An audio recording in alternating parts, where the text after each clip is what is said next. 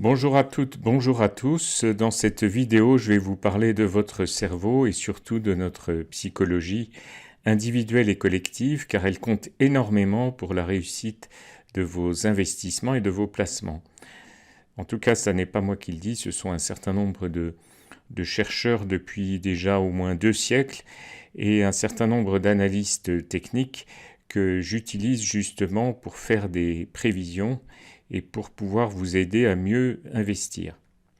Alors les investisseurs gagnants, ils ont des avantages psychologiques sur l'épargnant moyen.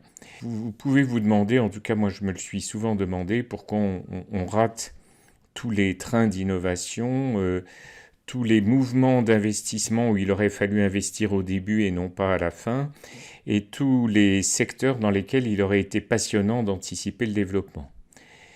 Alors évidemment, en général, si on est livré à nous-mêmes, on rejoint tous ces secteurs d'investissement un petit peu trop tard.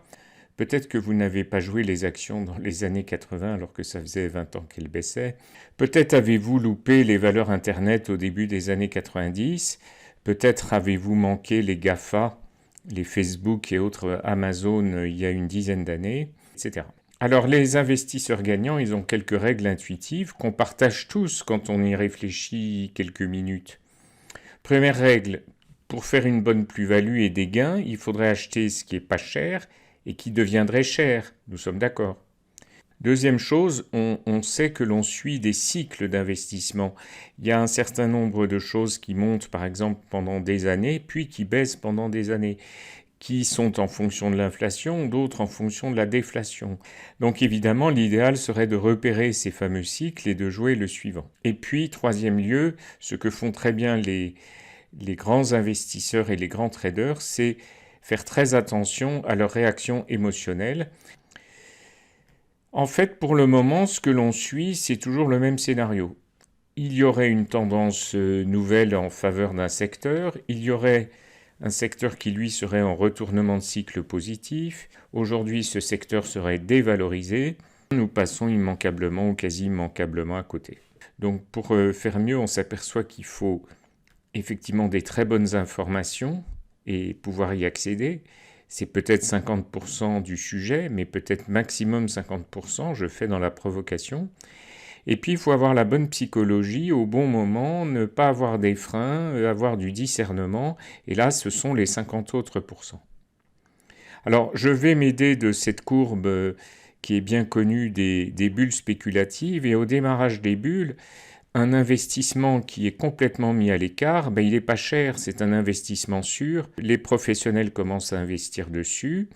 Et puis, petit à petit, la courbe devient légèrement positive et l'investissement prend de la valeur. Mais cet investissement, il est juste basé sur des bonnes informations et puis sur une ouverture psychologique. Le problème avec nous, les particuliers, c'est que nous n'avons pas les informations et surtout, on n'a pas l'ouverture psychologique. Alors, restez avec moi et nous allons juste un tout petit peu aller plus loin ensemble.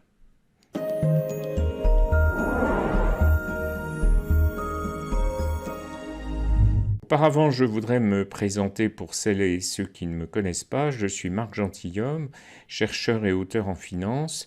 Je suis indépendant des réseaux de vente et de placement et je ne fais pas de conseil financier. Mon expérience m'a donné l'occasion évidemment de vivre pas mal de successions, de crises, de booms, de bulles et de secteurs qui ont le vent en poupe et d'autres moins. J'ai écrit avec un collègue Jean-Marie Grégoire un livre dont la moitié porte sur la psychologie des investisseurs puisque c'est pour moi, comme je le disais tout à l'heure, la moitié du sujet. Alors nous partons de nos fameuses croyances, de nos fameuses expériences qui nous donnent un effet rétroviseur et par rapport à cet effet rétroviseur, nous rétroagissons par rapport à des nouvelles. Donc face à l'inconnu, face à ce qui est innovant, face à ce qui est totalement nouveau pour nous, nous avons le cerveau qui se met en route.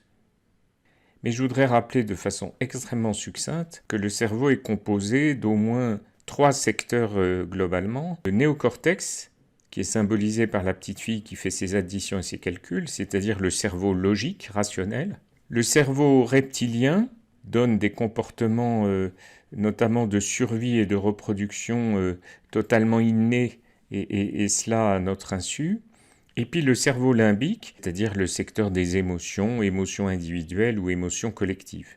Face à l'inconnu et au nouveau, qu'est-ce qui se passe? Le premier cerveau à être activé, ça va être justement celui des émotions.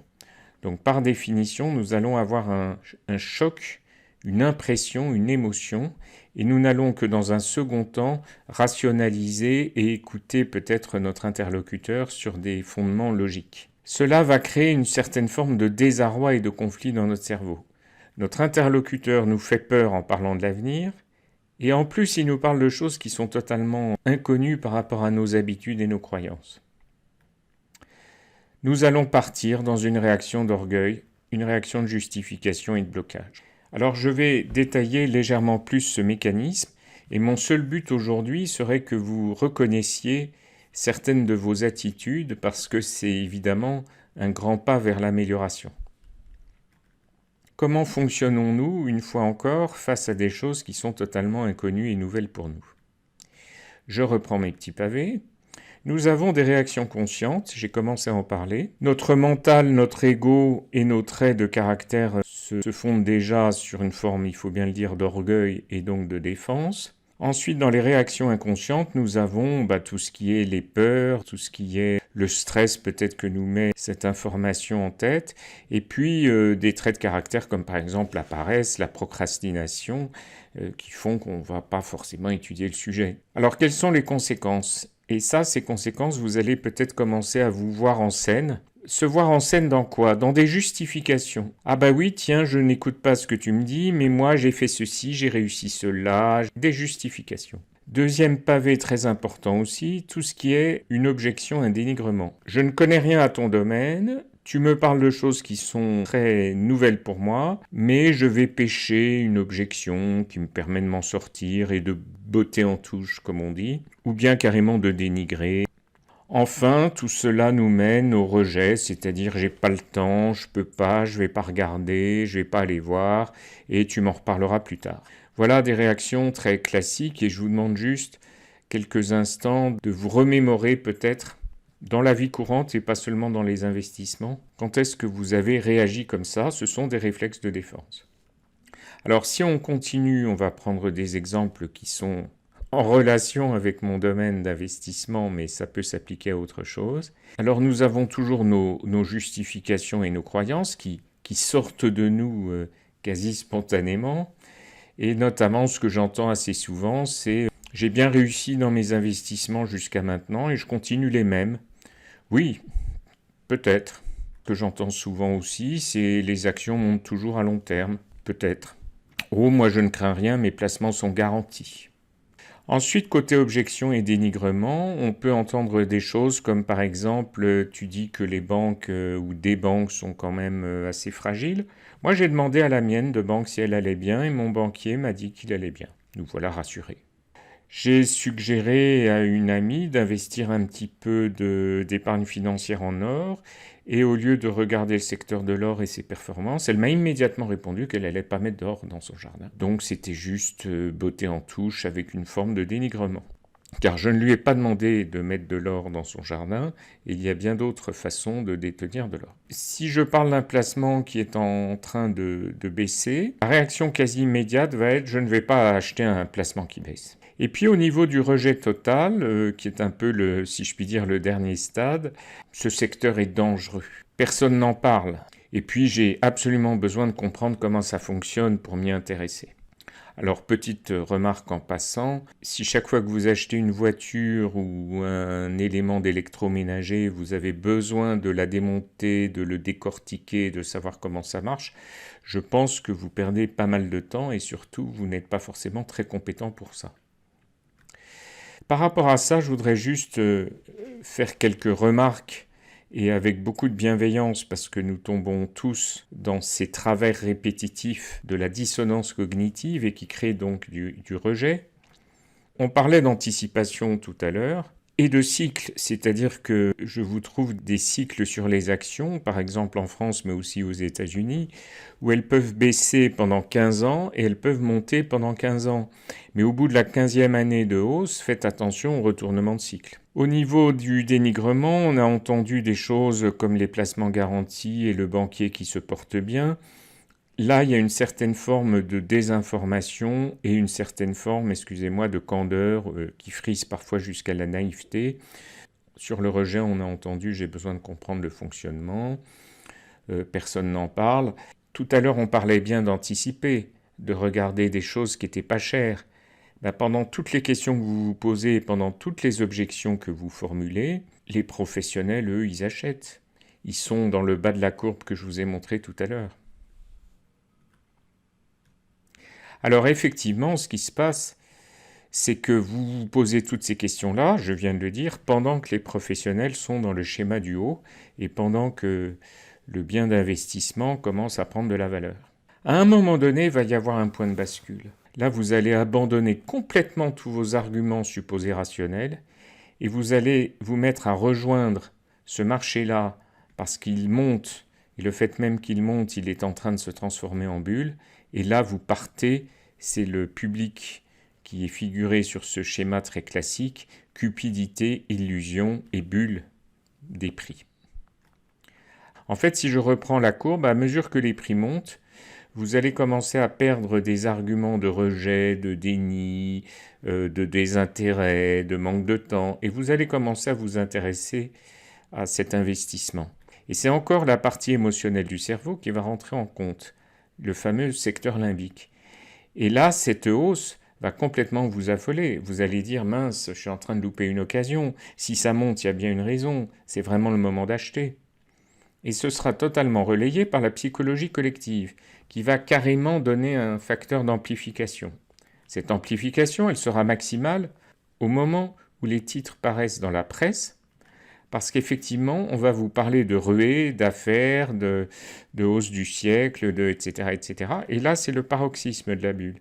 Et là, si vous êtes vraiment très insensible et si vous restez de marbre à ces informations-là, c'est que vraiment vous avez su rejoindre la psychologie des grands traders. C'est tout ce que je vous souhaite. Alors effectivement, on va avoir ces deux phases que je remets bout à bout. La première phase où les particuliers ne cherchent absolument pas à se renseigner sur ce secteur dont ne parlent d'ailleurs pas du tout les médias. Et puis la fameuse deuxième phase où on a une accélération qui vous donne la courbe totale. Et bien sûr, dans cette accélération, certains bons professionnels, pas tous, vont chercher à sortir évidemment du marché au moment où les prix sont très élevés et refiler la patate chaude, excusez-moi du terme, aux particuliers. On se retrouve donc dans des bulles successives, vieilles comme le monde. Alors comme le monde, du moins comme le monde connu, puisque ce monde connu des bulles, il commence en 1640. Vous avez peut-être joué Internet au moment de 2000-2001, et vous étiez encore peut-être trop investi en actions en 2008. Donc tout ça, c'est effectivement relativement répétitif parce que la psychologie humaine, elle ne change pas. Donc si vous ne la décodez pas à votre profit, vous tombez dedans inlassablement. Les conseils que je vous donne, c'est de laisser la place à la curiosité, de regarder comment dans des situations de confrontation avec des personnes, vous êtes dans des situations de fermeture ou d'ouverture. Pendant que vous parlez, repérez vos mécanismes de protection, votre ego, vos croyances. Et puis repérez aussi quel effet vous fait la psychologie collective. Et là, je parle de vos collègues, de vos amis, de vos voisins, de ce que dit la télévision, etc. Et comment vous réagissez à tout ça. Et de vous dire, tiens, comment se protègent les professionnels et comment ils s'isolent pour avoir les meilleurs résultats. Si cette vidéo vous a intéressé, je vais continuer dans d'autres volets sur la psychologie collective et vous pouvez me retrouver avec des articles de fond sur mon blog et vous pouvez m'envoyer bien sûr un mail pour toute question. N'oubliez pas de liker, d'aimer cette vidéo et je vous dis à très bientôt. Merci.